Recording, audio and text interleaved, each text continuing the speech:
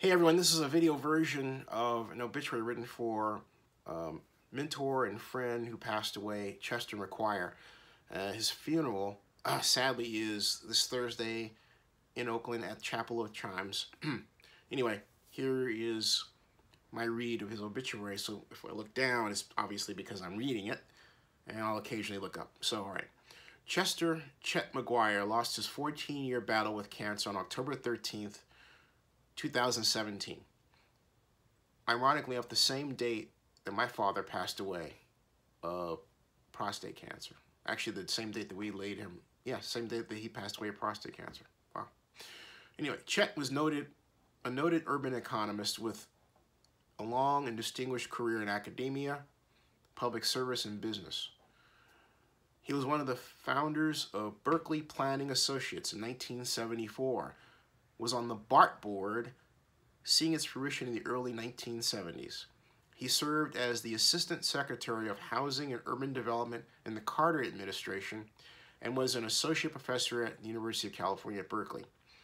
He was one of the few African Americans at U.C. Berkeley where he lectured and taught classes in the College of Environmental Design at the Department of City and Regional Planning, where I received my master's degree as well.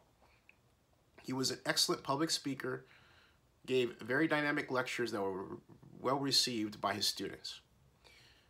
In the late 1960s, Chet was vice president of Winston Burnett Construction Co in San Francisco, where he was involved with the planning and construction of the Martin Luther King Marcus Garvey Square Co-op apartments in San Francisco. This was revolutionary in the late 1960s, as it provided the opportunity for low-income individuals to build equity and an ownership stake in their community. This project reflected one of Chet's core beliefs, which was that community development came from economic empowerment, and that if you could provide economics to impoverished communities, you could make a difference. This belief is what led Chet to pursue a degree in economics and a life devoted to city and regional planning. Personally, he was the source of many good talks about society and race and social justice and economics. Chet taught classes on housing and redevelopment, housing market analysis. He also taught at Howard University on financial markets and quantitative and statistical methods from his consulting company, McGuire Associates. He was called upon as an expert witness on high-profile real estate cases and was called on to render an assessment of countless development proposals and policy concepts over many years. He was a giant in his field. Chet provided the necessary intellectual muscle that was needed to solve complex housing and transportation problems. In 1974, Chet, as I mentioned, one of the founders of Berkeley Planning Associates for the city of Berkeley, that gave much direction to the growth of the city. In 1973, Chester McGuire was also elected AC Transit Director at Large,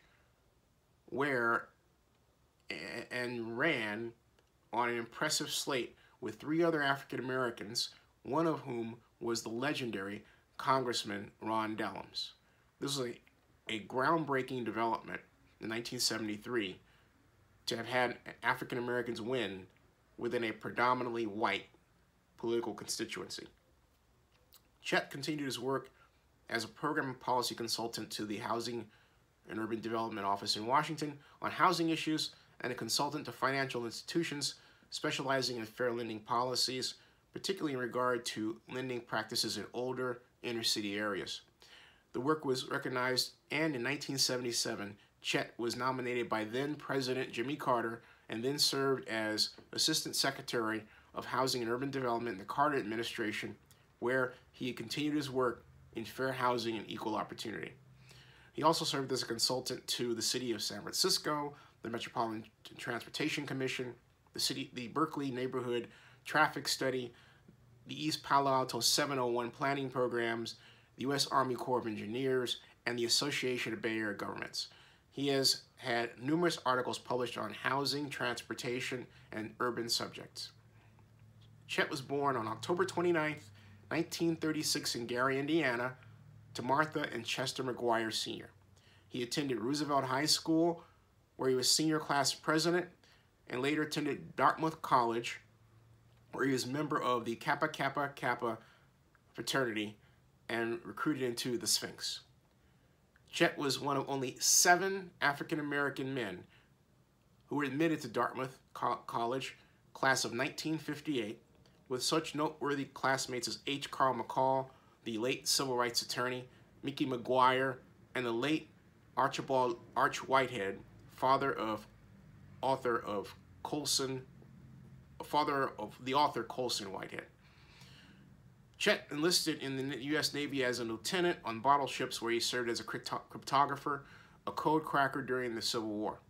He later graduated from the University of California School of Business with an MBA and PhD in economics.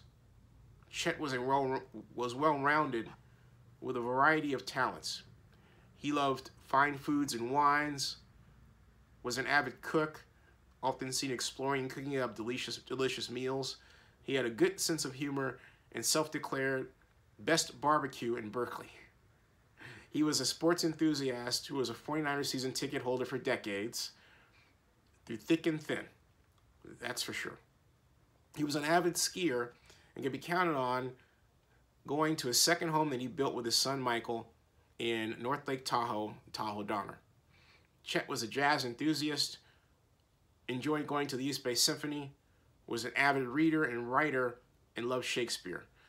Chet was a deep thinker, often quiet and reflective, yet he was the kind of person that you would notice when you walked into a room due to his striking presence.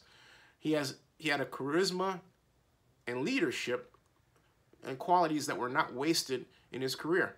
He was a brilliant man whose natural demeanor was comprised of an aristocratic class and grace, despite his humble beginnings in Gary, Indiana.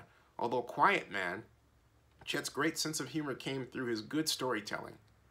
He enjoyed explaining things and was very professorial, when doing so with great enthusiasm. He was once described as a professorial professor.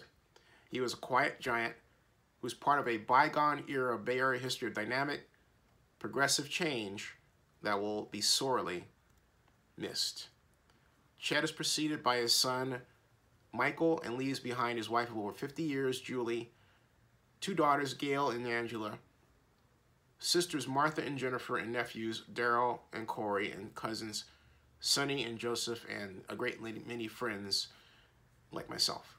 And it was an honor and pleasure to know Mr. McGuire, work for him and call him mentor and friend. And even my mom and my late stepfather, Chester Yerger, got to know him as well. His family.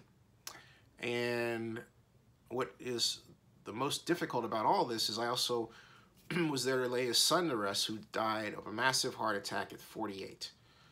So I've always said that sons and daughters should never go before their parents. That was one of the hardest moments of my life.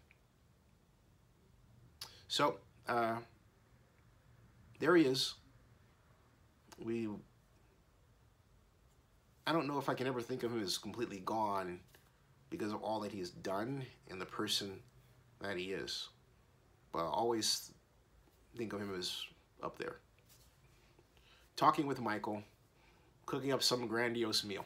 All right.